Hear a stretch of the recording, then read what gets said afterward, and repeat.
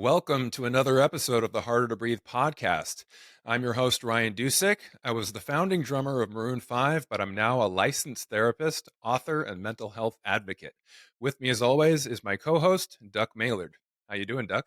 I'm good, buddy. Congratulations to the Philly faithful. I have to say, we last night was Super Bowl Sunday. Did you watch the Super Bowl last night?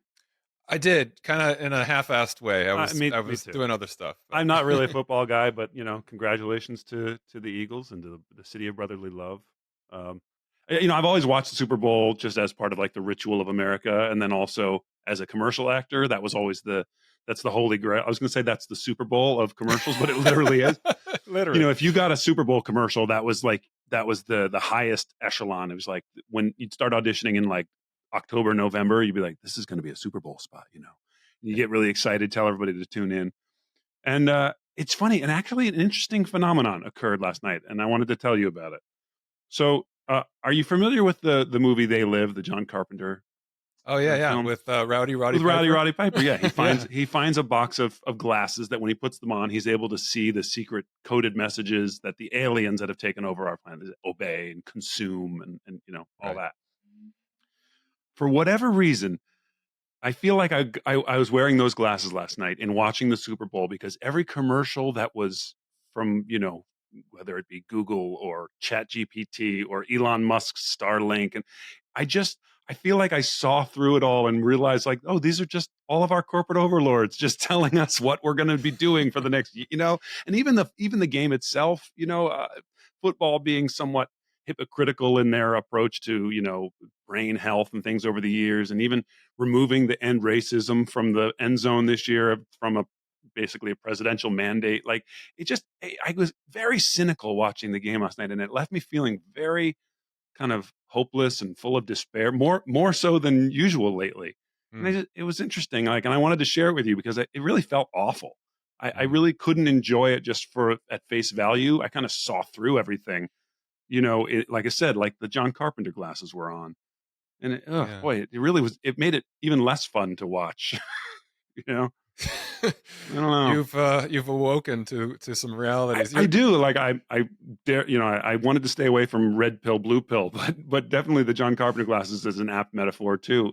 I don't know why. I don't know what changed it, but like it started with the pregame with all the stuff, and I was like, "Yay, America!" Everybody was like cheering America. I was like, I guess, but it feels so hopeless and bleak, and I don't know. And then the commercials and the game didn't help. So sorry to bring everybody down at the beginning of the show, but I thought it was interesting that it just hit me last night like that for the first time.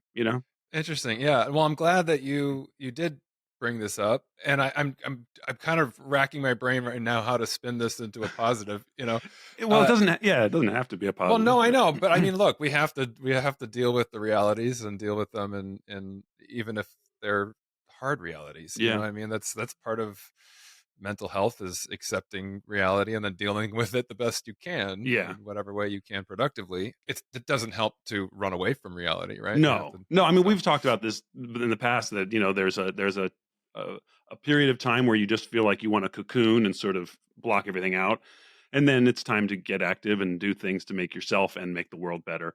But it was just an interesting phenomenon that like it just all hit me where I was like, I see it, I see the color, I see the math equation all well, playing out in front of me. it's as you were starting to tell that story, my mind was going to where you eventually went to Yeah. before I knew that that's where you were going. And so I was like, oh man, I don't want to give my perspective on this because it's going to sound really cynical. No, no, please. But then you went there. And so I'm Yeah, like, okay, well, I guess we have to connect on this because yeah. we're obviously having, I feel like this is a realization that I came to a while ago. And it's obviously So you're much more evolved than me. no. I have thought of myself as a relatively cynical person for that reason for a long time. Yeah. I think even as a teenager, I had this sort of disillusioning moment where I just started watching TV and realizing like all of this means nothing. It's Yeah. all selling me soap. It's all selling me things that I don't need. And I just for that reason I've talked to you before about how I like talk radio or like commercials, any kind of commercial, television commercial, radio commercial, anything that I feel is somebody's essentially trying to sell me something. Yeah. It makes my skin crawl. I have to turn the channel immediately.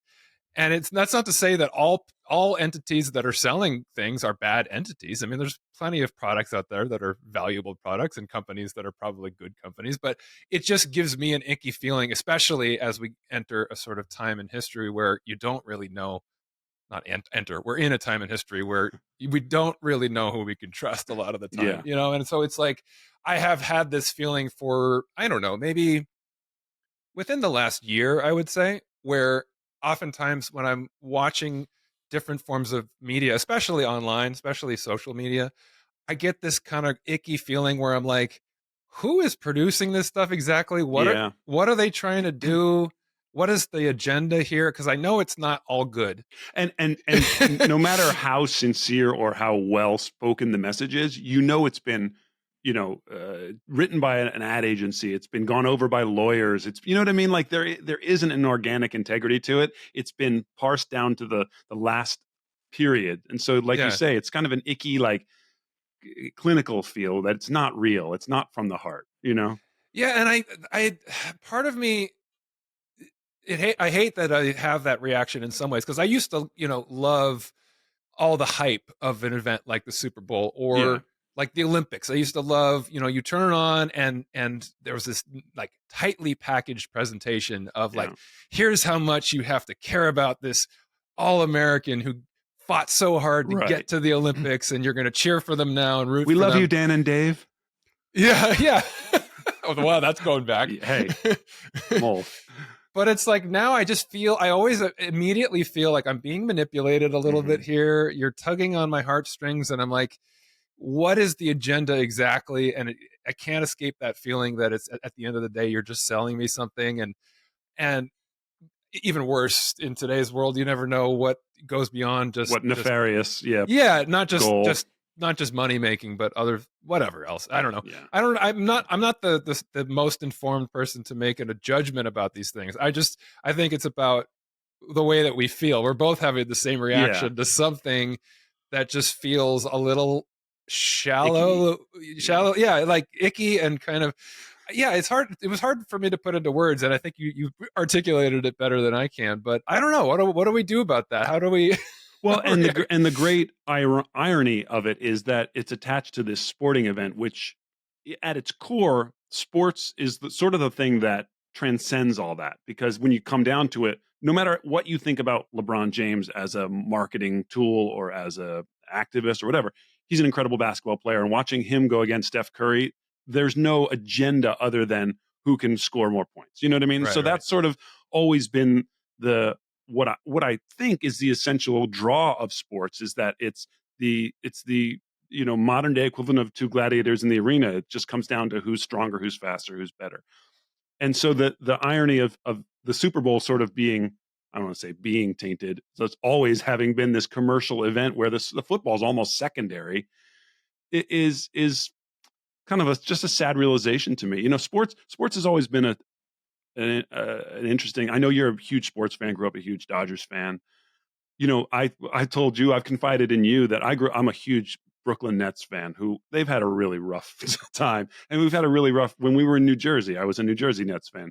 And I've gotten to the point now where I don't watch games live anymore because the stress and the agony is too much. And Right, so you've what I told me do that, yeah. is I record the game and then I check the score at the end. And if they won, I watch the game and I have good feelings. If they lose, I delete it and I don't even worry about it. And I know sports fans listening to this are going to crucify me for that approach. And I understand it's completely bizarre, but it hurt so much and it made me so anxious and so like I got so disproportionately angry when my Nets used to lose.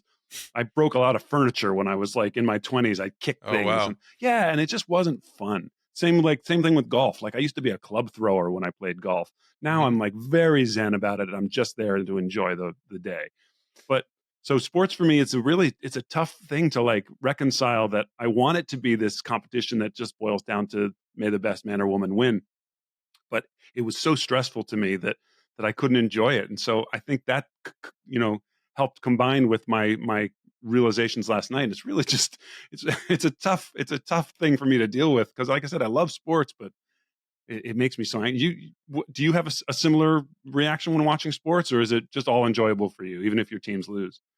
I have a very different, and it's interesting that you're bringing this stuff up Healthier? because this is no. I don't know if it's healthier, and but it's stuff that I've been thinking about. So Oh, this is really? kind of a weird mind meld that's happening right now, because we haven't been talking about this No, outside we of have this not. conversation.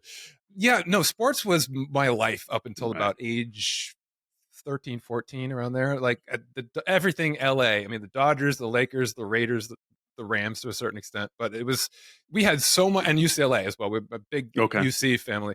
So a lot of great sports in the 80s in Los Angeles. And I was very much inspired by and invested in a lot of that, especially the Dodgers. The Yeah. Dodgers were above all my favorite. But we also had Magic Johnson and the Yeah, Lakers. right. So that Yeah. was like, You were spoiled in the 80s. oh yeah, yeah, a bunch of championships and everything.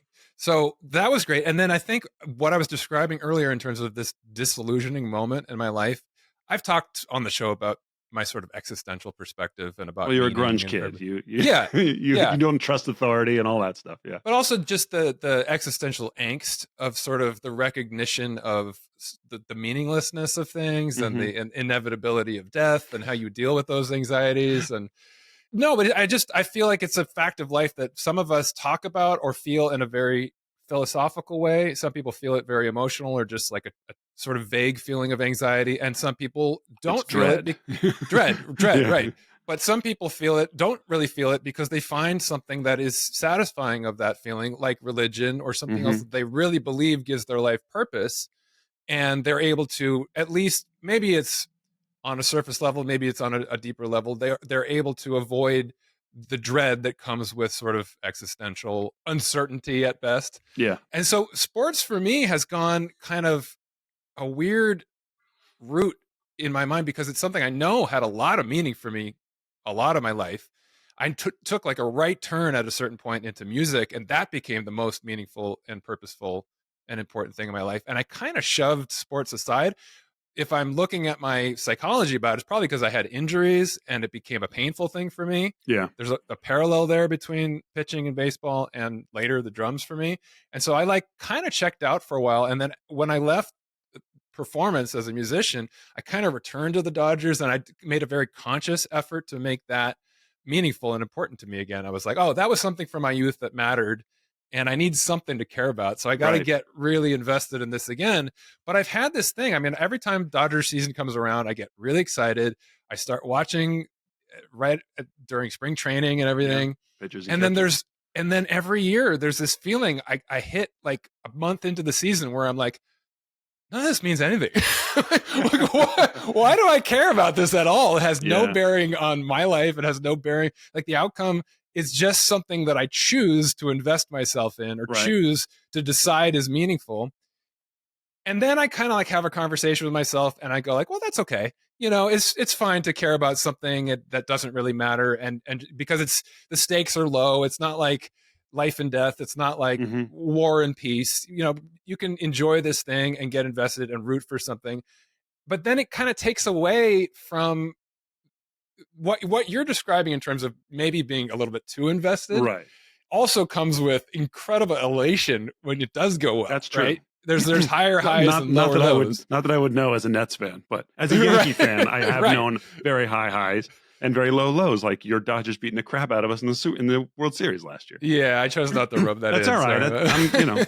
But it's I agree with you, and I think there's something that comes with age, at least to some people. Obviously, there are diehard sports fans who literally have on their gravestone, like "Go Yankees" or whatever. And I've never been one of those guys. But my wife and I have actually talked about it that not just sports, but just anything. We don't care about anything that much except our son. Like Yeah. there isn't a movie star that I wouldn't be able to I wouldn't be able to speak or get. I even wanted to get a photo or an autograph with. And now that maybe there's just me, but I don't I don't have enough like fanatical obsession with any subject that I would go crazy the way I see people do. And I wonder if that's just because I've gotten older and things are in perspective now, the same way that you say that, like, I realize this doesn't really matter. I want the Nets to win, but if they don't, I don't break things anymore. I don't care. I just, oh, well, it's a bummer. And so I wonder how much of that is a mindset, like what you're talking about, but also just perspective and the years sort of putting things in the right place for you in terms of what really matters here? What's the only thing that's important? I've had some health scares in the last few years, and that's what's important. And it's like you realize that if your team won, or if a movie star walked by and you didn't have the nerve to ask them for a picture, like, it's okay. You can still tell people that you saw Elijah Wood walking down Ventura Boulevard or something. You know what I mean? Well, I think it's also a phase of life thing that goes on. I think probably in most people's 40s. I don't know if everyone has this experience, but I really relate to. There's a scene in the movie This Is 40, I think. Mhm. Is it This Is 40, or is it Knocked Up? One of the two. They're both in the same Same world, right? family, yeah, same Yeah. people, same Well, universe. it's Paul Rudd and Seth Rogen. So I guess it's Knocked Up. They're sitting like watching his little daughter play in the park, Mhm. and Paul Rudd. I'm just going to be paraphrasing here, Yeah, but he yeah, says something like, "I wish I could care about anything as much as they care about everything," yeah, or something like, "I wish I could enjoy one thing as much as they enjoy everything." I yeah, think you don't question things when you're a kid. It's just like something gives you a good feeling and it means everything. It's your entire world, it's your yeah. entire universe. And that doesn't really happen. I don't know if it's hormonal or what. As you get older, you don't have the same reaction to things. And so you have to sort of, I imagine with kids, it is a very hormonal thing. It's something that happens on a very visceral level, that you feel the importance of your connection and Yeah. how, but for things that are intangible, things that are either just sports or leisure or hobbies or things that felt like the world to you at a certain point, you have to make a choice at a certain point. It's an existential choice to invest purpose and meaning in those things. Right. Otherwise, you realize, okay, it's kind of arbitrary that I care about this. Mhm. And so I guess what I'm saying to you is I wish for you enough separation to realize that these games don't mean anything, to not have that reaction where it's so anxiety inducing Yeah. for you. But I also don't want to ruin for you. I know, it's a delicate balance to You know? walk, Yeah, right? exactly. And to be fair, I think I have figured it out in a way that this is the way that I've done it. Like, because most people wouldn't want the score ruined for them. And I do that. So, like, sometimes somebody will text me, I'll be like, I'm recording the game, don't tell me. But for the most part, especially right now, while my team is going through many years of rebuilding, like, they're not going to make the playoffs. They're not going to win the championship. So wins and losses don't really matter. What matters for me is the good feeling of watching my team play good basketball for a game and beat a team that they shouldn't win, because they're gonna, they're gonna lose a lot of games this season. So for me, even the Yankees, like, I I've had so many years, obviously, of the Yankees winning all the time that I was desensitized to it. So it's not like I'm a fan who just feels like, well, the Yankees have to win, we deserve it. Like, I understand that it's not how it works. But just on a bigger picture, I like you say, I think it's I've made the conscious choice to sort of care about the things that are worth caring about, Yeah. and not get so worked up or worried about the things that don't really matter. And I sort of think that's what, if you're going to find a bright side in my reaction to the Super Bowl last night, it's sort of that I've finally I've seen the sort of what is really in front of me and what's really happening, and I go, oh, that's gross. I don't think I want to be a part of that. I don't think I'm going to participate. Right. I'll participate in the things that are important to me, and I'll support companies that I feel share my values and things. But I'm not going to be like, oh, that was a great video commercial. You and repost that commercial. You guys see this? Isn't it funny? Like, ugh, I don't want to be a Yeah. part of that machine. So I Yeah. don't I know. guess what's happened for me, it, because part of me laments the fact that I've lost some of that, and that I wish that I felt more meaning in some of the things that I used to feel a lot of meaning in. Hmm. And I've kind of invested myself wholly in mental health and psychology for the reason that it does feel very meaningful to me, and it feels like, at the very least, and this is the low bar in terms of what we aspire to in the mental health world, is, if you can alleviate someone's suffering even a Hmm. little bit, that's meaningful. Like, regardless of what you think about the meaning of life or the afterlife or the bigger sort of thing, unanswerable questions, the things that we have faith in or don't, we all can agree that if somebody is suffering, well, maybe not all, but most people can agree, if somebody is suffering and you can alleviate that suffering to some degree, that's a worthwhile endeavor, Yeah. right? And so there are higher aspirations in terms of how we look at our mental health and our psychology, that is achieving some kind of greater meaning in our lives, something that really does create fulfillment and joy and connectedness and a spiritual life that is beyond just the superficial things, Yeah. right? And That and don't. not and not just beyond the immediate, like, trying to I worry about trying to make my son happy, you know. Mm. But there is a larger calling of, okay, now I figured out how I can do that. Maybe I can share that message with other people, like what we're doing here on the show, what our guest is doing with her foundation and work, things like that. Sorry, it didn't. It really was organic, I swear.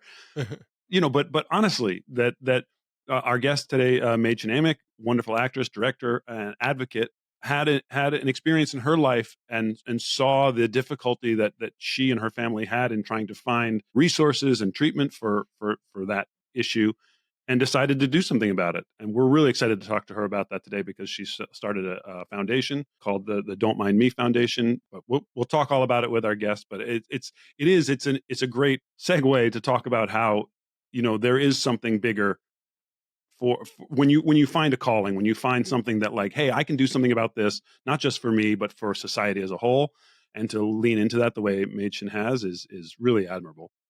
Yeah, and for those of you out there that aren't familiar, most of you probably are familiar with some of her work, but If you clicked on this episode, you probably know who she is. yeah. Well, Mädchen, Twin Peaks was kind of the thing that put her on the map, and that was a real cultural touchstone Yeah. for our generation. More recently, for the younger generation, Riverdale was a pretty big deal, I'm told. But The kids say. the kids, yeah, but she's had a 30-year career, and it's always amazing to me because somebody who has had that much success doesn't have to take on a whole new venture in Right. life beyond that career and whatever comes from that. But she has made it obviously meaningful and purposeful for her and her family to invest their time in mental health advocacy, which is something I obviously can relate to. And so it's really cool to have her on this show.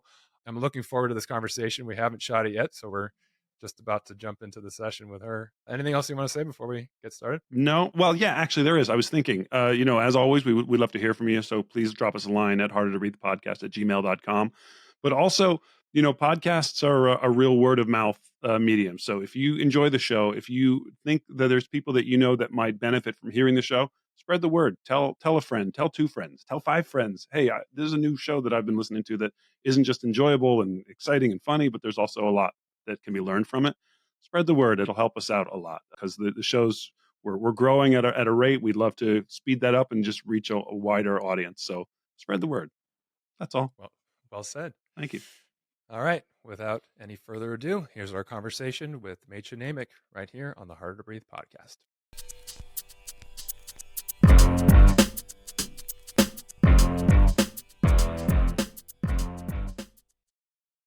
Mädchen Amick, welcome to Harder to Breathe. How are you doing today? I'm good. How are you? How are you? Doing quite well. Are you This is a breathing? big breathing. Yes. Great. Hard, but we're managing. Got it. This is a big get for us. This is really cool to have you on the show. Thank you so much for doing this. Of course. Thanks for having me. So we were introduced very recently by a mutual friend of ours, Kathy Olson, with the Hollywood in Mind group, which is if you're working in the entertainment industry and not familiar with Hollywood in Mind, you should check it out. Kathy's great. And Duck, being the sort of extrovert of the two of us, was bold enough to go up and actually introduce himself to you at their event. I wasn't going to miss the opportunity to say hello. Come on. It was great. It was great. So what strikes me in looking at your whole story, as much as I read about it online and knowing the bit that I do, and knowing what you're doing now with the Don't Mind Me Foundation and the things that you were talking about at the Hollywood Mind event, is that we have a few things in common, which makes this a conversation that I look forward to. One, I mean, you have a long career as an actor. Duck has a long career as an actor. Your husband, They're pretty comparable. Yeah, they're Yeah. comparable. they're neck and neck. Absolutely. Your husband is a musician and producer. I was a musician and producer in my previous career, and a sort of a work husband to Duck in some ways. We love that. And I was a daughter of a musician, so I spent my summers on the road as my dad's roadie. And No then kidding. both my kids are in music, so I love it. I love having you musicians. What did your father play? He played bass and trombone. He was the leader of the band, so it was the Bobby McGee band. He played a lot of like the military bases and a lot of stuff just across the country. But he really he prided himself that he could play the bass and trombone at the same time. That Ooh. was his trick. That was his circus trick. Loved it. How do you pull that off? Oh, it was nope, boom, boom, boom, boom, while he's doing the other Yeah, hand. right. Yeah, it was great. He didn't have a bass drum on his back and like cymbals and did the whole one man band thing. He just stopped at bass and trombone. Yeah, Slacker. I know. Yeah. Well, another So thing we have in common, Machen, is names that are commonly mispronounced. So I would assume there's probably something that you constantly get in terms of mispronunciation. What do you hear the most often? I think usually it's Madchen, Yeah, okay. which it makes total sense. Mad Sure. Chen. Right. I mean, that's what it looks like. Yeah. But with the umlauts over the A, if you know the German language, then you know that that makes the A long. And also, a lot what I tell people to help them remember is it's the German word for maiden, Mädchen. Right.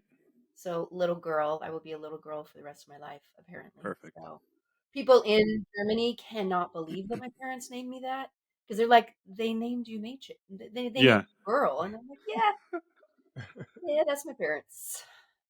so perhaps most importantly, what we all seem to have in common is that at some point around midlife, we've all made this shift from the arts to something in service of mental health and the wellness of uh, folks out there that are struggling. And for me, it's becoming a therapist and a mental health advocate.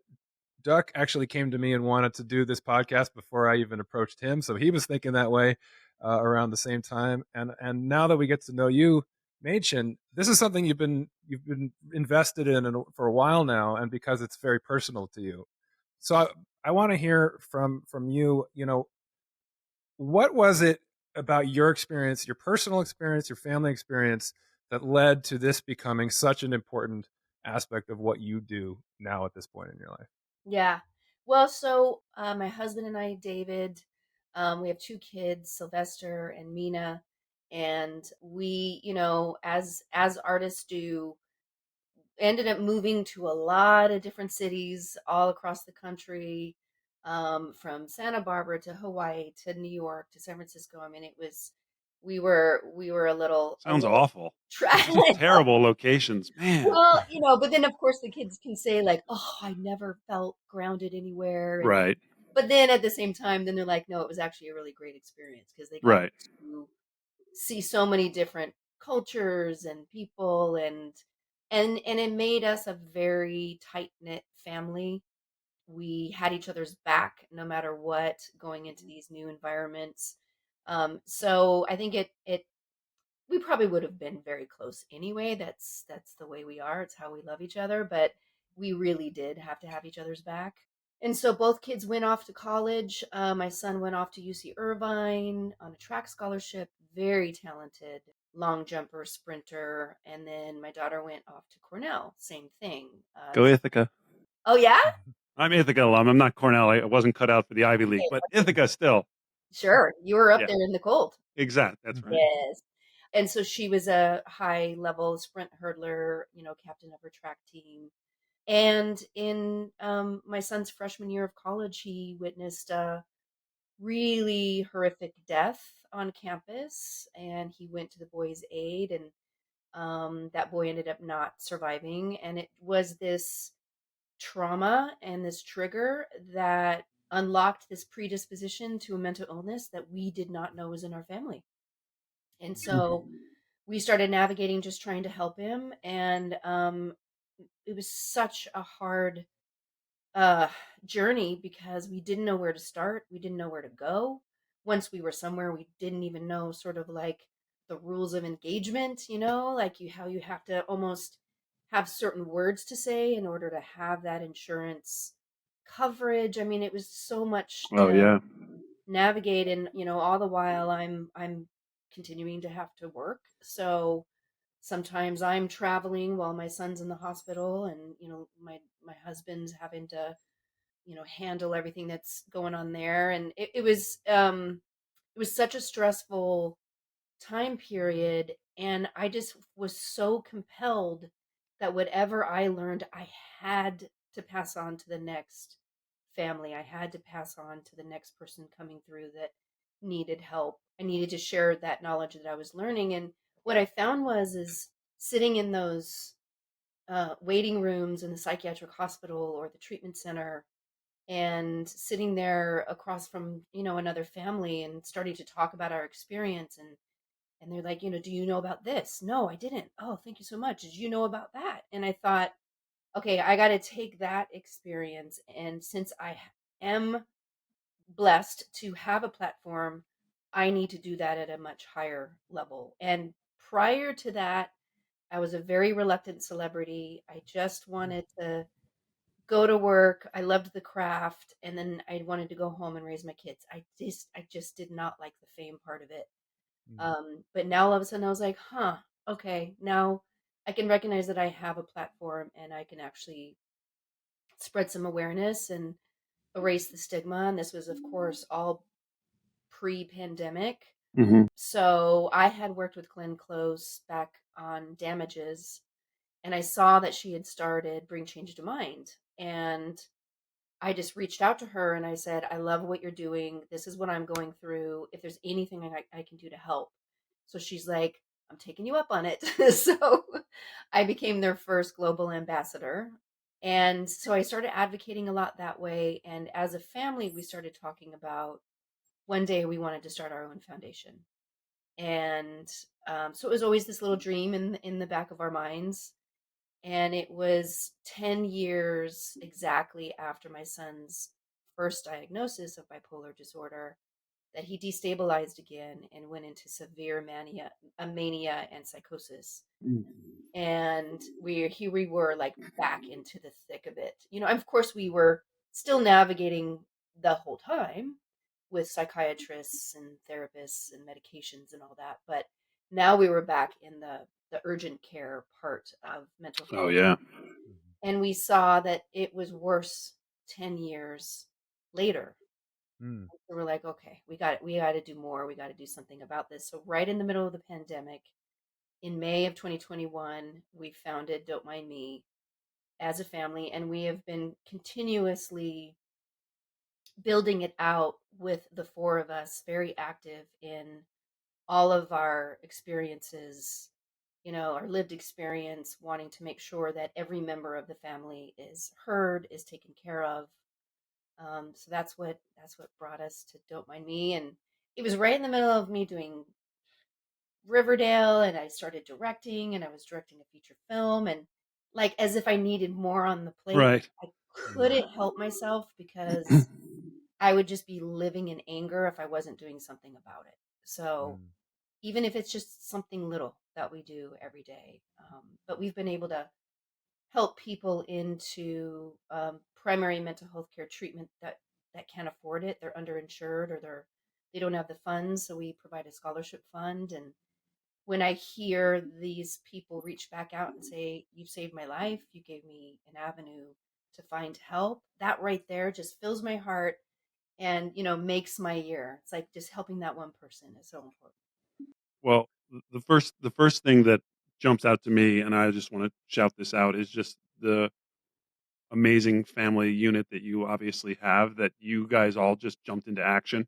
There wasn't a I mean, I'm sure as you were initially going through trying to figure out what your son was going through, because I know that, I read your story. There was some time where you had to drive up to campus to try to find him and not knowing if this was a drug issue or what was going on. But just the fact that you all sprung into action and there wasn't judgment, there wasn't our screw up kid, there isn't, Oh yeah. it was, just you guys all bonded together. And now the kids are all on the board of the foundation along with you and your husband. They all have roles. I think it's such a lesson that everyone listening and watching should take care to take notice of, Yeah. that we're stronger together, Yeah. and that support that you guys have for each other is beautiful. So thank you so much for that. Of course. Also, I just wanted to ask a quick follow up question.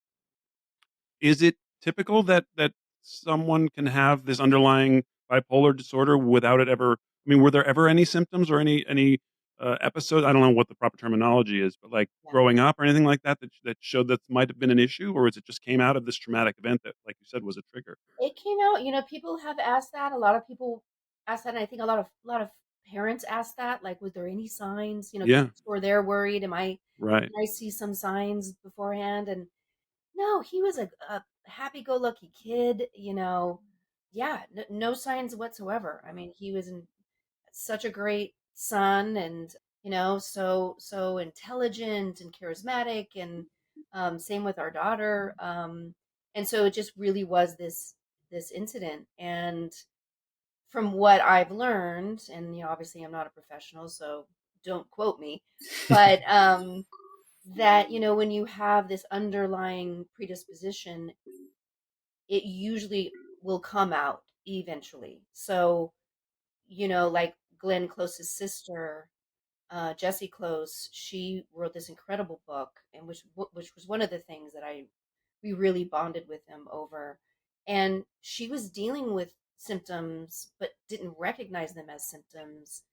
And when her son started going through his own symptoms, and she was, getting help for him, as she was hearing the condition, she was like, "Wait a minute, that's me. Hmm. That's what I've been dealing with." And so she ended up getting a diagnosis at 50. Wow. So Wow. from what I've heard, it's just underlying. It's really in all of our families. 1 out of 4 people will be dealing with some form of mental illness or mental break in their lifetime. I think that's underreported and underdiagnosed. I think it's probably a lot higher than that, but because of stigma and Sure. fear of finding treatment. So that's in our group of friends. That's in our family, and that trigger is usually, it was interesting. So when this first happened, and we were in the first psychiatric hospital, I had done a show with Mariel Hemingway back in the 90s, and we were both very young mothers. And did I say Mariel Hemingway? Did I say both of her names? Okay, good. Yeah. Because sometimes I'm like, Mariel, You know, Marielle. Mariel.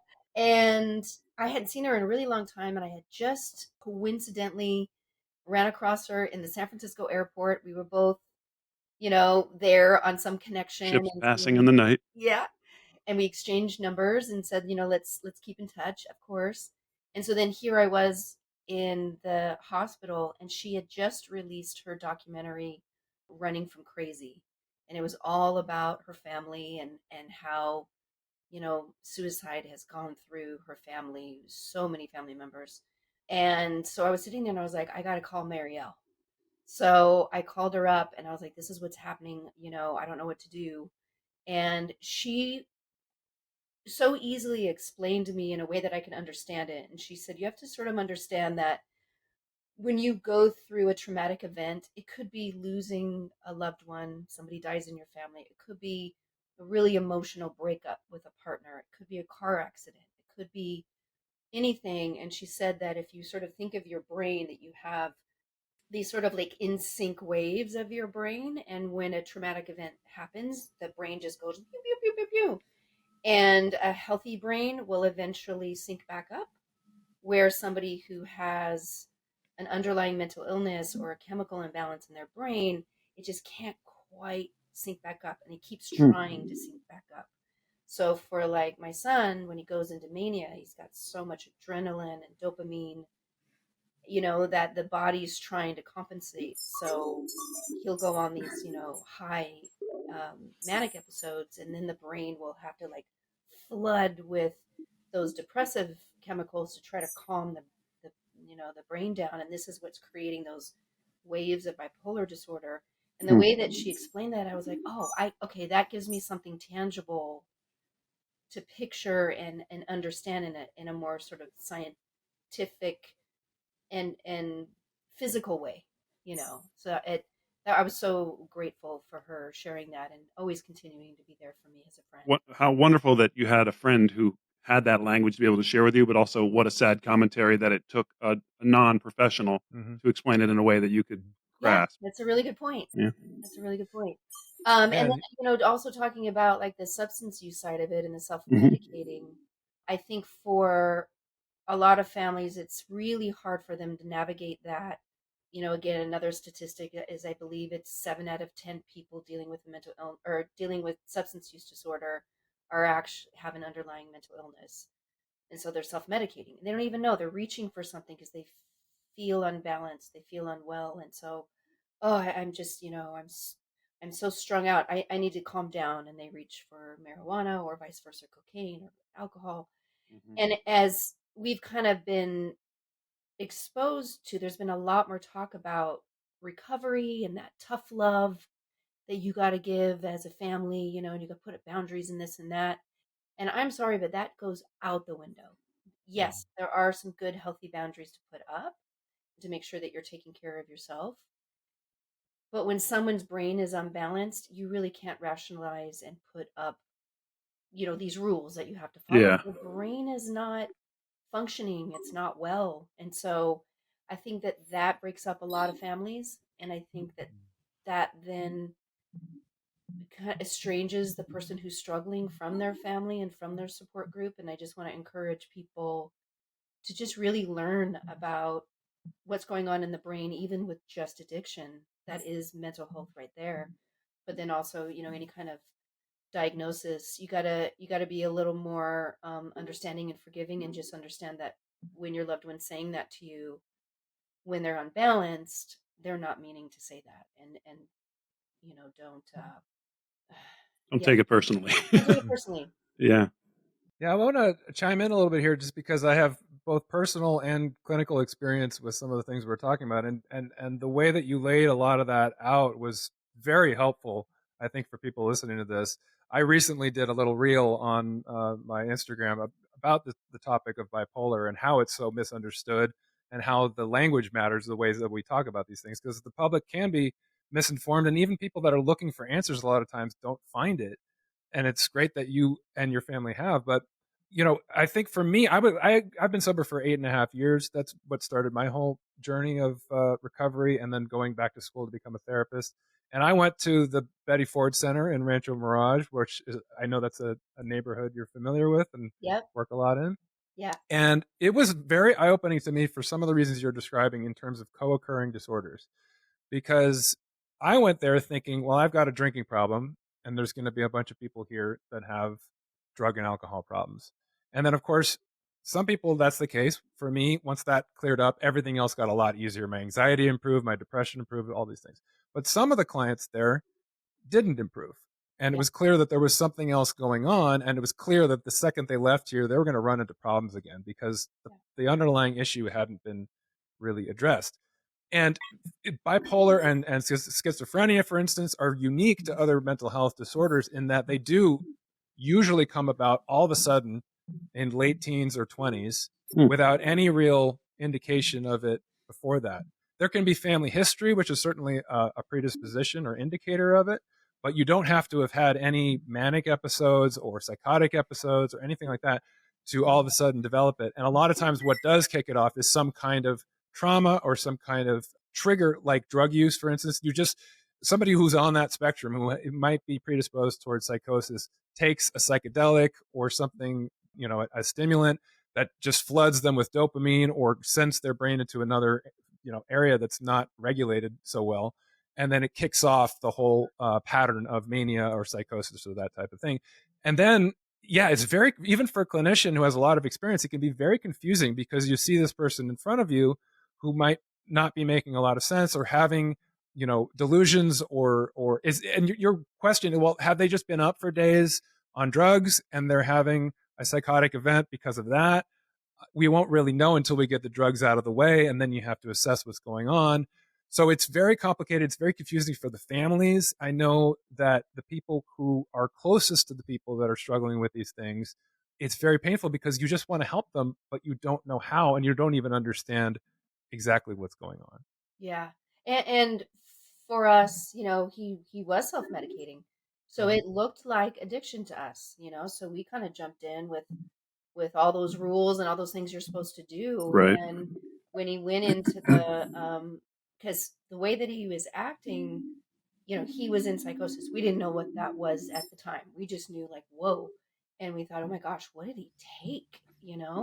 And so when he went into the psychiatric hospital, and there was very, very, very little THC in his system, but yet he's not clearing psychosis, they said this is actually not drug related. This is most likely is bipolar disorder. And so when we knew that he had been in there for quite 14 days, something like that, so we knew for sure he's not on anything, and we're still seeing that behavior, it made it super clear, oh, this is something very different. There's a bigger thing underlying Yeah. there. And it was really scary to hear that at first. I mean, it just felt like a kick in the gut, and you're sort of mourning what you thought the future of your loved one was, and it Hmm. felt very bleak and dark and holy smokes. But then, I literally I literally Googled famous people who live with bipolar. Like I just wanted to Mm. know, is there anybody that I knew that was actually living with this that I could Yeah. kind of go like, oh. And when I started seeing all of the people, all the way from Van Gogh to these incredible artists, I was like, oh, there was a little light at the end of the Hmm. tunnel of, okay, I know these people, I know their careers, and you can have a fruitful life. We just got to figure out how to navigate this. Got it. And just for clarification, obviously he was diagnosed with bipolar 1. I assume that means there's a bipolar 2. Is there Yeah. can Oh, there's you? like 13 bipolars. Oh So my goodness. yeah, I'm sure Ryan probably can speak more on that. Yeah. But one tends to be more on the manic side. Two tends to be more on the depressive side. But then there's like so many other layers and versions. Yeah. So like many things, there's a spectrum of, Yeah. yeah, got it. Understood. Thank you. Yeah. And it used to be looked at like it was like bipolar 1 was the worst, and everything under that was like it was a graded scale. It's not. They all have particular things that make them challenging. For instance, bipolar 2 used to be looked at as not quite as challenging as bipolar 1 because you didn't have the super manic week long sort of episodes, and Yeah. you just had hypomania. But we're finding that bipolar 2 tends to have deeper depressions, long periods of major heavy depression, which can make it even more challenging because that cycle with bipolar 1 you might just have one manic episode and then you're okay for a while, but with bipolar 2 you're stuck in this depressive Mm, episode for months at a time sometimes. So anyway, And without as getting far into as the I weeds. understand it too, there's suicidal ideation sometimes that comes out of that deep depression for a long Right. time. And so the mania is it can be very dangerous and risky and scary, but on the other side that's just as equally as scary and can be as dangerous. Yeah. So, So yeah. I want to back up for just a minute because this a lot of this is about what you're doing now and your son and his story and how that kicked it off. And you mentioned that you didn't know that this was something that was in your family, but I'm curious, what was your experience of mental health in your life before this episode? You lived a life, a private life, and then a very public life, and you mentioned also not being a reluctant star, not wanting to be out in the world. So how did that all go for you, and what was your perception of what your mental health was, and whatever kind of understanding you had of it at that yeah, point? I say that it's the silver lining that happened to our family. Of course, you don't want anybody to have such severe mental health issues, but it brought such awareness that we didn't have before, any of us. So Hmm. there was really no awareness whatsoever. I mean, I remember hearing about therapy, but I never really thought about it. I was like, oh, those are just people that are just, really struggling with something, so they got to go to therapy. Not that therapy is actually a really great tool to just maintain Right. A preventative a rather than just for preventative. something that you do to fix something that's broken. Yeah. Yeah. So it really opened. I actually started going to therapy right away because I wanted to figure out how to be the best mom to support my son.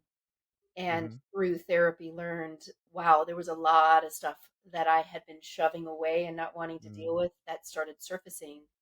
And so, as that would come up, I'd be like, no, no, no, no, no. I that's up in the attic. It's fine. We don't need Right. to. But then, as I realized, like, okay, the more this comes out, the more I have to process and go through it. The healthier I'm getting, the more in touch with, am I doing okay or not? Am I pushing myself too far? When do I say a healthy no? I can't do Hmm. that. I'm very much a let's do it. I can do anything. In the addiction household, I'm the hero. Thank you very much. Mm.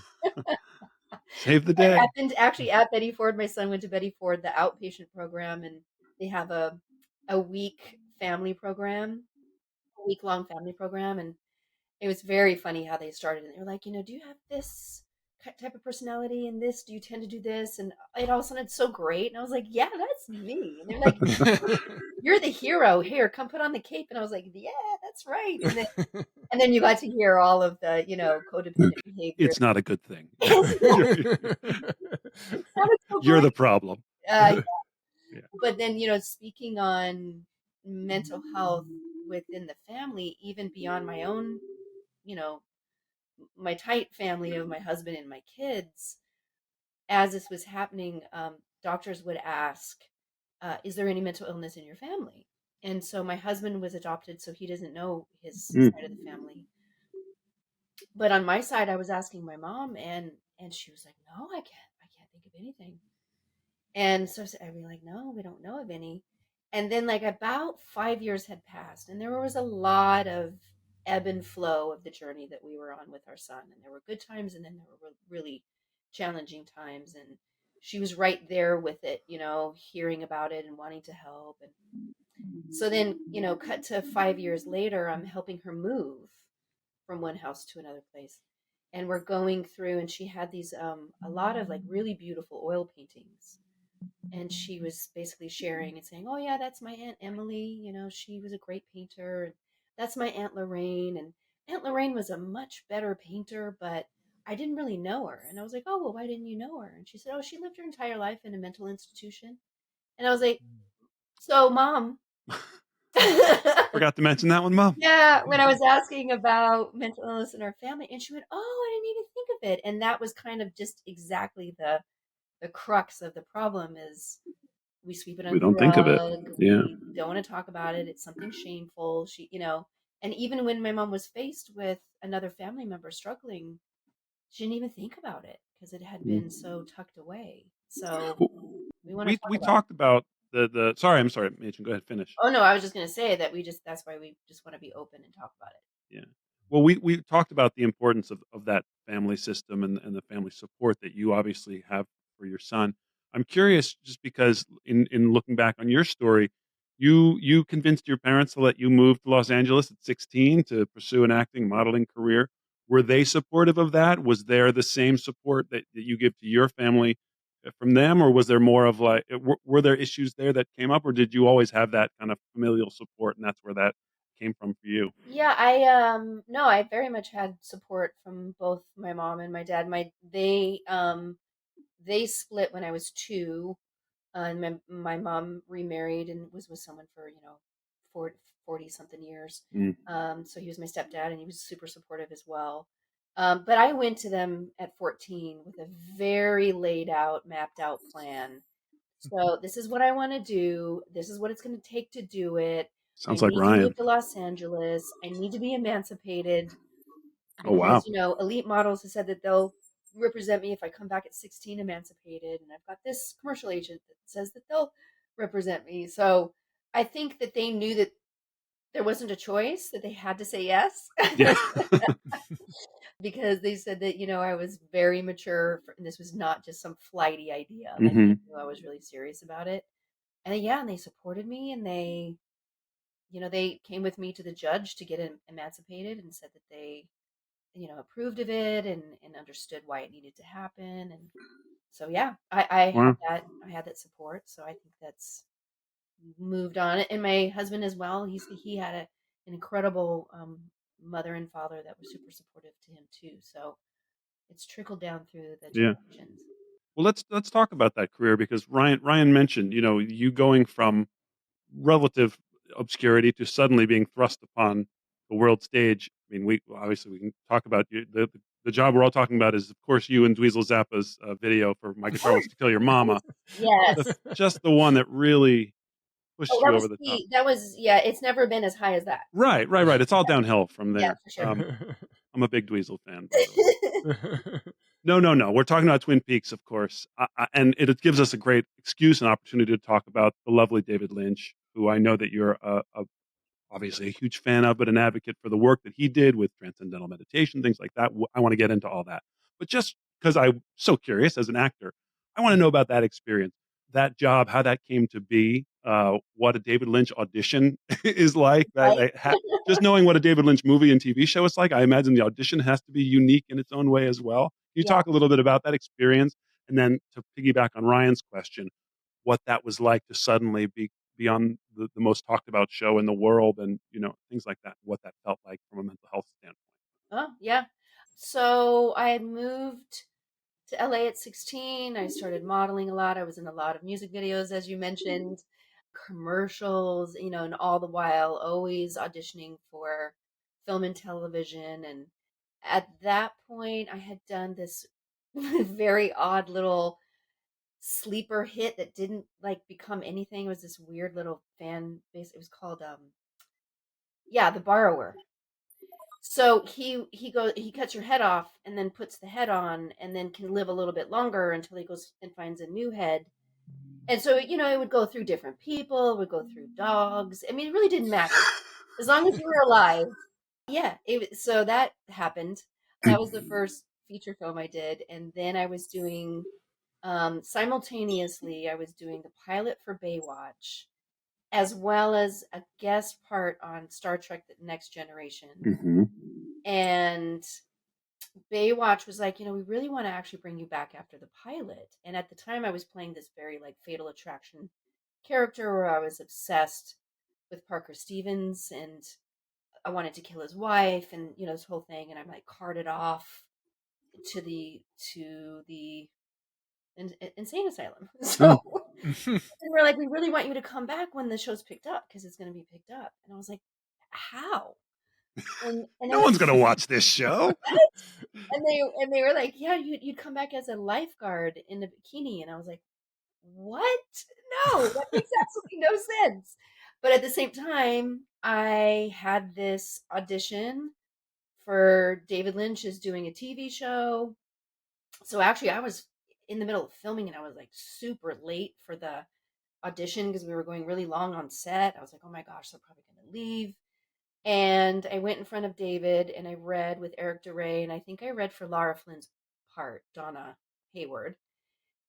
And so it was David and Mark, and I knew of David only from like Dune, and I think at that point, no, I didn't. The Elephant Man. The Elephant Man. No, maybe Huh? I might have known that, but what was the Blue Velvet probably had already Sure. come out. Oh, Yeah. Sure. Yeah. So, I was like, ooh, he's a very interesting filmmaker. And I was thinking, like, this is either going to be brilliant or really bad.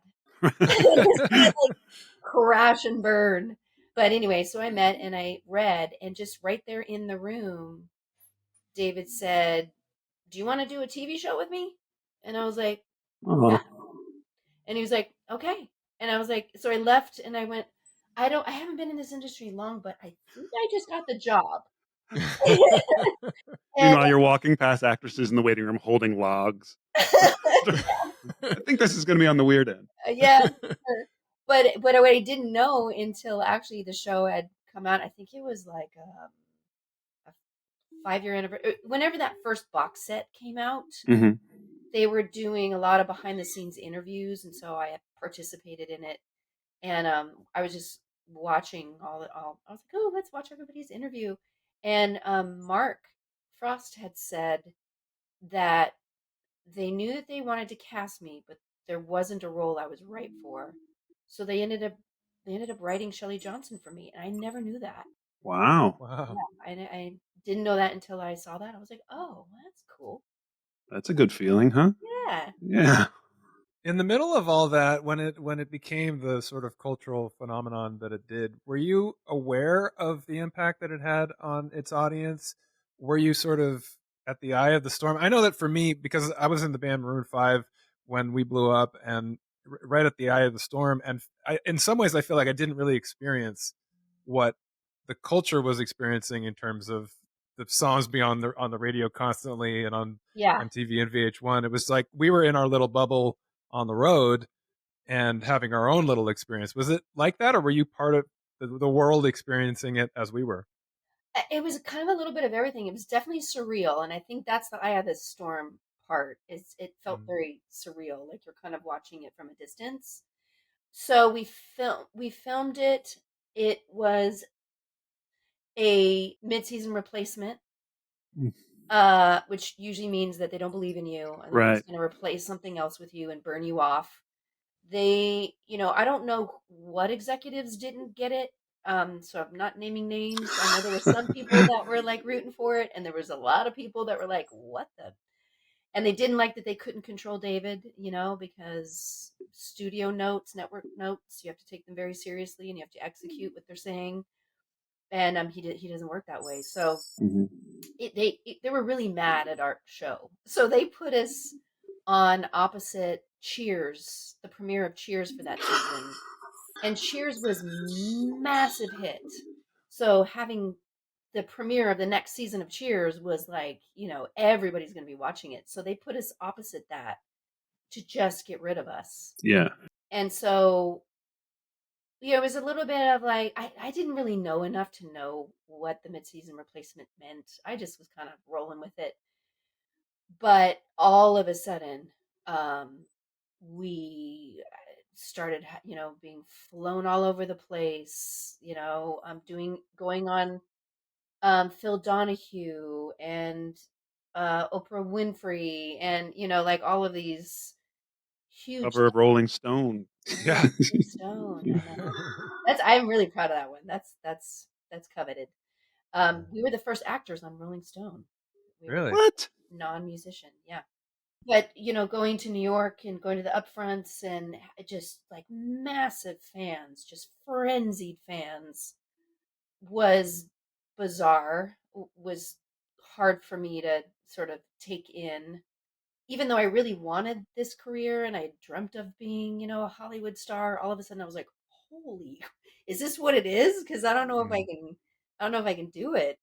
I knew that it was because of that frenzy. Now in hindsight, I also know that it was a 2-hour pilot, and the first hour, had a certain amount of viewers, and then by the midpoint, it just like blew up. I think it was like 60 million viewers. I mean, it was like insane. I think it's still the highest watched, hour of television as a pilot. But and it was literally people tuning in and then calling all of their friends going, "Are you watching this?" And so then everybody's like, "What do you mean?" And they, turned away and started watching it, and it became the water cooler Yeah. show, where the next day everybody would gather on the water cooler and talk about it. So it was surreal, frenzied. Yeah, it was really bizarre, because then we're being like flown around as it's premiering all through Europe, So Oh here, yeah. little Mädchen from Reno, Nevada is, in Milan and all these places. It was bizarre and kind of amazing, and yeah.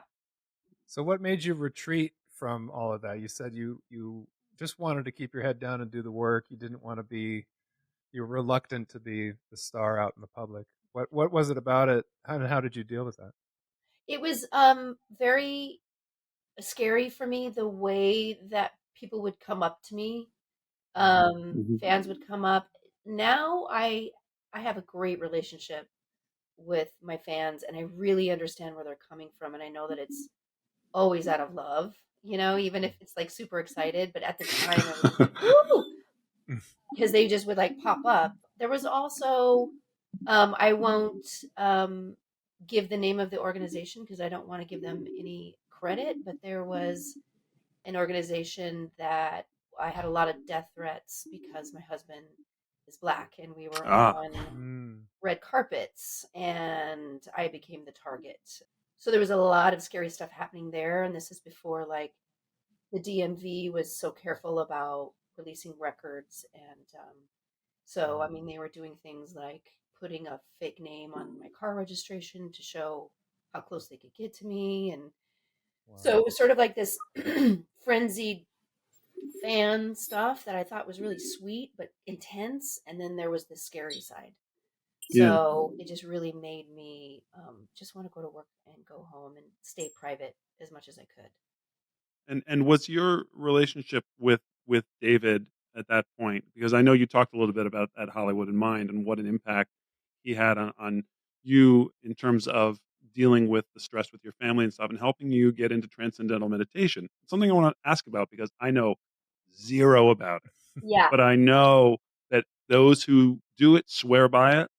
And correct me if I'm wrong, David got you and your whole family into it, right? yeah, he did. So I went to David. I always knew because all the way back to when we were filming Twin Peaks, he had a set time that he would meditate. So it didn't matter what we were filming, we would stop. He would go into his trailer for 20 minutes. And, as youngins on set, we're like, Yeah, okay, guess what's that's what directors do. cool. But then throughout the years, he would kind of mention that he was doing it, and you should look into it. Oh, yeah, yeah, yeah. And then when my son was really struggling, it came up in my mind, and I was like, I wonder if this would be something really helpful for him. So I called up David, and I was like, "Do you think this would help him?" And he literally, and he lovingly calls me Matchkin on purpose. There's a whole story behind that, but I said, "Do you think this would help?" And he said, "Well, yes, Matchkin, but it will help you, and that's what's most important." And I was like, "Oh, okay." So then he set up our family to learn. So I learned with my husband, and um, Mina and Sylvester learned together. So it was very cool. And you mentioned it at the Hollywood Mind, but I'll mention it here as well. The David Lynch Foundation is offering scholarships for Transcendental Meditation classes for first responders here in Los Angeles for firefighters, but it is also offered in New York, DC, as well. I was looking at the website last night, so just an incredibly generous And and in any family affected by the LA fires, yeah, yeah, yeah, so not just first responders. That's right. yeah, yeah. So Amazing. it's an incredible organization, and Transcendental Meditation is really special as meditation. I think every meditation out there is really positive in different ways. Like they all work very differently.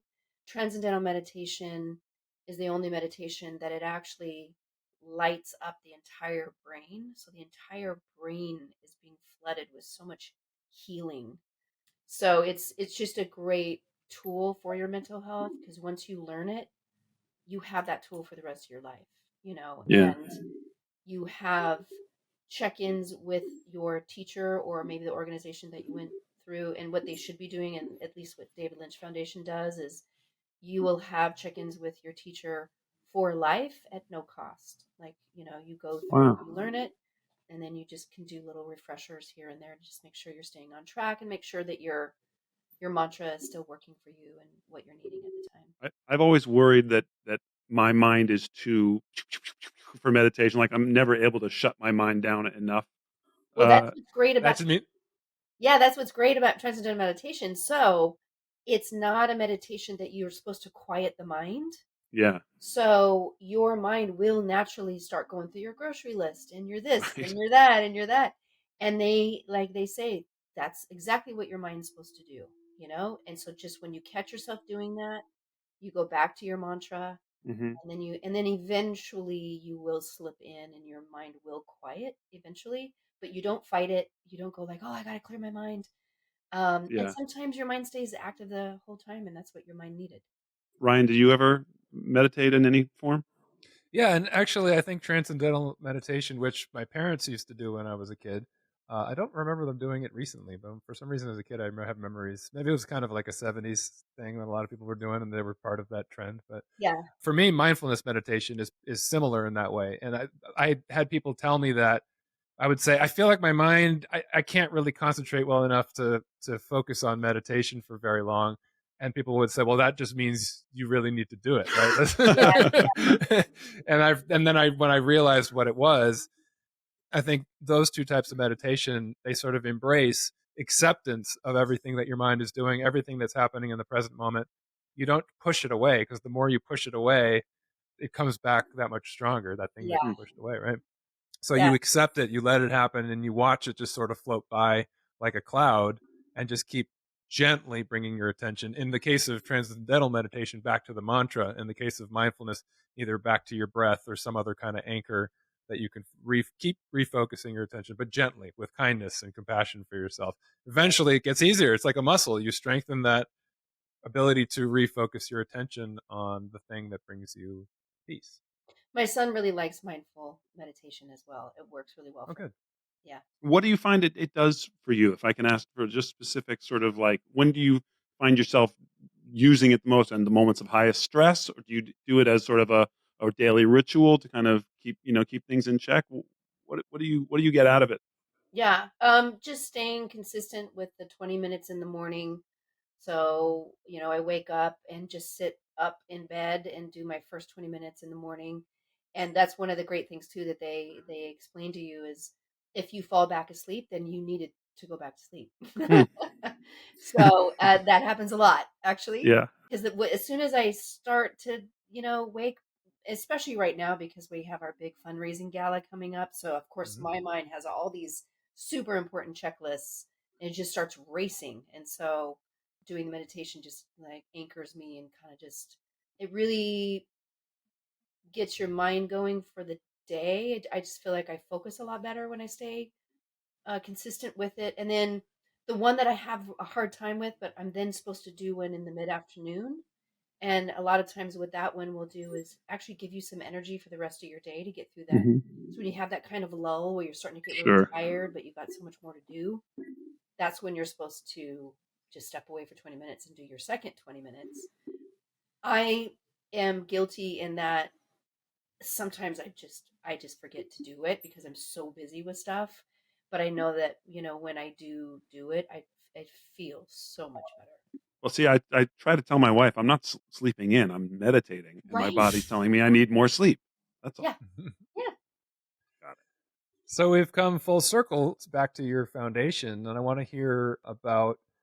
There's a big project that you guys have on the horizon, right? You've been developing this, and it's specific to the Coachella Valley area, right? So can you tell us about this project that you've been working on? Yeah, absolutely. So we started the foundation to connect people to resources, and then when we were finding that there were so few and far between resources, it made us very frustrated, which then brought the Crisis Intervention Scholarship Fund into existence because we wanted to scholarship people in because when you're looking for primary mental health care, they're so few and far between and they're so expensive because a lot of them don't take your insurance. And at these different times that I'm calling to try to find a place for my son and I'm being given $90,000, $100,000 to walk in the door for 30 days of treatment, it makes me so angry. And I Mm-hmm. just feel like it's taking such advantage of families that are in need and are hurting. And so that then, brought the idea of, okay, one day we want to do treatment right. We want to make it accessible for everyone because it is a human right. And so we had this really amazing opportunity come just this last summer. We were made aware that there was a really big grant coming into California, 3.3 billion, to fund either existing programs to build out more behavioral health services, or if you're wanting to start something from the ground up. And so there's a couple of directors that we really believe in that our son's gone through their program and they have this very long-term approach, which is what worked for our son. So we brought them on board. We have an incredible architect team and main consultant. So we've put together a treatment plan. We've identified a building here in Palm Springs. And because we're going after that grant, we'll be drawing on Medi-Cal funds, and we'll be able to provide services for Riverside County. So that covers all of Coachella Valley, all the way down to Riverside. And you can still come to us. We have to set aside 85% of beds for Medi-Cal clients, but there's also 15% from anybody coming from anywhere. And we'll be able to take private insurance or private funds, or if you don't have any of it, we'll scholarship you in. And what we're trying to do is create mental health care for everyone, period. You come to our doors, you meet medical criteria. We're not going to turn you away for financial reasons because we can get you signed up for Medi-Cal. And it's a full recovery campus, so we're going to be able to take you through all levels of care from crisis stabilization through sobering center, detox, into residential with a long term plan, and then out to outpatient services and supportive services beyond when you're on our recovery campus. And what that creates is a way where a lot of times you're going to the hospital and then you're discharged and you got to go to the other place and you got to it. go to Hmm. that other place and then you're discharged, you got to go to the other place. And you lose people in that transition because you're getting re-traumatized all over again every single time. It's a new team that doesn't know you, that has to get to know you, and they're Right. trying out different therapies and medicines. And so this is a way to like really bring someone through a recovery path. And so we've gone out for this big grant, and we'll hear at the end of May that we got the funding, and they'll cover 90% of our overall project. And we have to come up with a 10% match. And that's why we're fundraising, to make sure that we'll be able to get those pledges for that 10% match. And then beyond that, we have some really exciting things that are starting to develop with the DoD, Department of Defense, with the American Psychiatric Association, a lot of these different partnerships. And we're going to bring big portion of research into our campus. And what's happening right now is mental health, everybody's kind of working in these silos, and they're Mhm. not sharing the data with each other.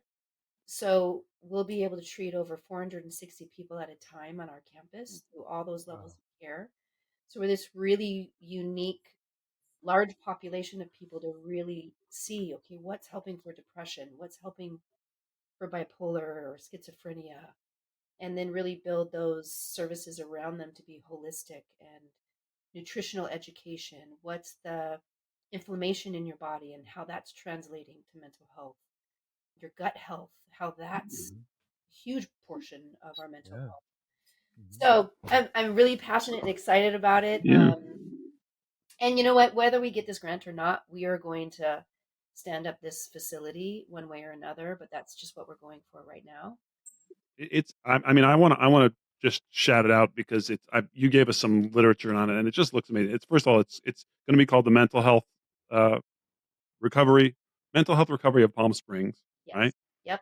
Some of the stats that you first of all, that was so interesting to me is the higher rates of suicidality in that area, and mental health issues that are so much higher than other parts of California and the country. So it's understandable why a facility is needed in this area. But just some of the things that you guys are going to offer: 150 beds for substance use disorder and treatment detox, 32 beds for community residential treatment, 8 beds for up to 23 hours of crisis stabilization for the mental health urgent care, sobering center, 40 beds, mental health. I mean, just goes down the list. Just the what you're offering to a community that is so in dire need of it, like you say. And so, which brings us to one of the things you're doing to raise funds for this is you're having a gala coming up in March, right? Yep. March 8th. And it's a black and white masquerade ball in Palm Shadows Springs. Yes. and light, shadows and light. Shadows to light. And all of our fundraising obviously goes to all of our initiatives, but really hyper focused on the development of the treatment center. And it's going to be it's at the Palm Springs Air Museum, and it's going to be a great night. I'm honoring my dear friend Molly Ringwald, as she's been so open and amazing about her mental health journey through her long, illustrious career. Ashley Kalaya, she has the Mental Health Storytelling Coalition. And what people need to know is a lot of what Hollywood is doing when they're depicting mental health in films and in television. They've created, under the USC Annenberg Inclusion Initiative, media guide, a mental health media guide, to make sure that storytellers know how to responsibly tell the story so that they're not adding to the problem. Things like don't show the act of suicide, Yeah. that kind of really important things. And then Angel Carter, who is the late Aaron Carter's twin sister, and her incredible husband, Corey Conrad.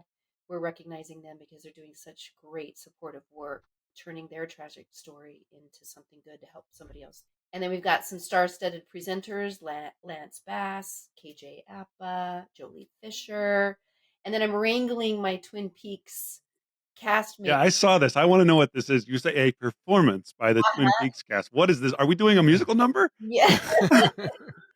There's some really talented musicians in the Twin Peaks cast. So Christabel is such a beautiful singer. She's gonna perform. James Marshall, who is the coolest guy on the planet, is an incredible guitarist. Riley Lynch, David Lynch's son, he's also an incredible guitarist. And then I'm wrangling KJ Appa to come up too, because he's an incredible guitarist. Yeah, so I'm basically all right, everybody who's musical, get the freak out here. Let's get on stage. Let's have some fun. So yeah, we're going to be jamming out mixed into our programming. And people can find out and buy tickets to this event through the don'tmindme.org Yes. website.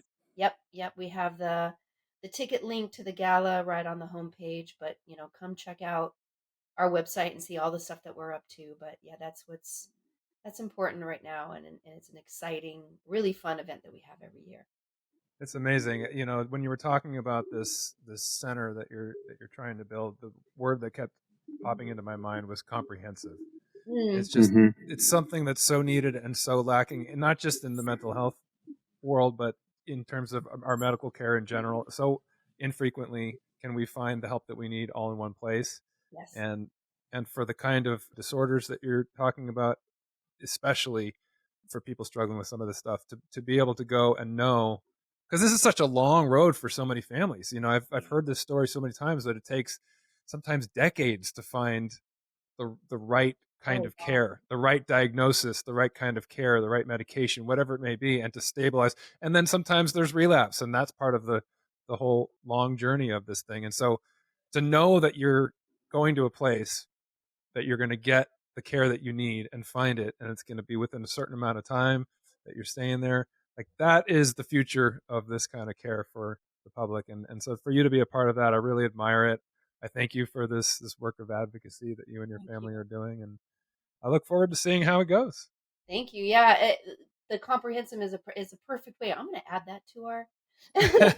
Perfect. But the we really want to make sure that we're being all inclusive as well. So we have programming for LGBTQ plus community, to our Native Americans and what they need with their mental health. We're meeting with tribal leaders to make sure we're addressing their needs. That's one of the things that we're talking with the DoD about, making sure we're addressing our first responders and our veterans needs, and building a campus that, if you're a parent and you have kids, come on in. We're going to have daycare for the kids. We're going to have a place for families to stay. It was interesting, the stereotypes that were coming up. And so one of the things that the team was proposing, just because of experience, okay, so we have to make sure that we have a place for mothers, that have children. And I was like, okay, well, what about fathers with children? And they're like, well, we don't really see that. And I was like, but they're there. So we're Yeah. going to provide that for fathers with children, for mothers with children.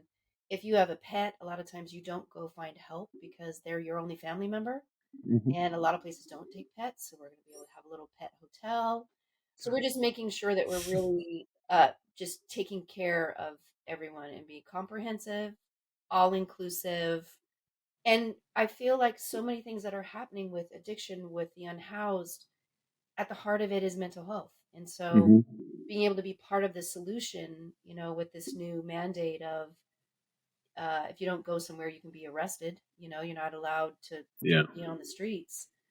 We want to be a part of the solution, because what's happening is people are being displaced, but they're not really being helped. They're not being provided mental health services. So being able to help the unhoused all the way, to families just looking for good treatment for their loved ones. So we're bringing a high level of care to everyone. Well, regardless of what was said at Family Week, I think being the hero has served you quite well. And I think just your ability to think of all groups, like you say, those who aren't being thought of in even in facilities like this, like you say, pet owners, fathers with children, Yeah, Native Americans, you've really tried to be all inclusive, and I think it's so admirable. And I think you and your family, what you and your family are doing, is a model for all of us to kind of aspire to oh, see, thank not just the work that you're doing, but the work that you're doing together. I mean, it comes back to what we were saying at the beginning, and how you stuck together as a family unit, and now you're trying to share that with the rest of the world, and I thank you for it.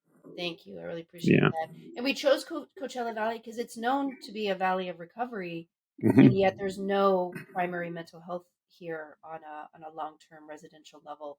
So we hope to be that pilot program to show anyone and everyone in the country that this is how we can incorporate, Medicare and Medi-Cal funds, and make this accessible to everyone, and turn this valley of recovery to be fully recovery of mental health as well. So thank you for Yeah. allowing me to talk about it and get all riled up and be the perfect hero that I am.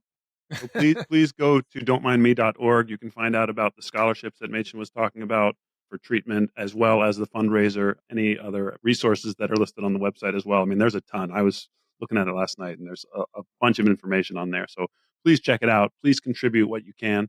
It's obviously a really important cause. Thank you guys. Thanks for having me. Mädchen, it's been a delight. Thank you so much for being our guest this week on the Harder to Breathe podcast. Join us every Tuesday for new episodes. We'll see you next time right here on the Harder to Breathe podcast. Take care. I'm breathing. And breathe. And breathe.